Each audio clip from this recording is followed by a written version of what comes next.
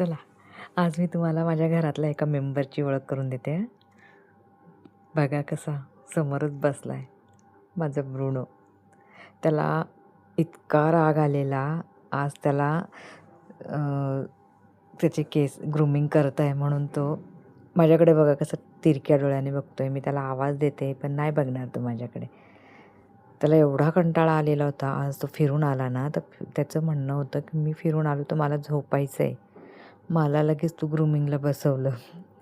त्याला ते आवडतं कारण खूप केस गळत होते म्हणून ते करावं लागलं. ते बघा ग्रूमिंग करता करताच झोपला तो त्या दादाच्या अंगावर. उठायलाच तयार नव्हता, हालतच नव्हता तो. इतका गोड की त्याला उठवावंसं वाटत नव्हतं पण उठवावं लागलं. हे बघा त्याचे कान ते सगळं साफ केलं त्या दादाने छान त्याचं.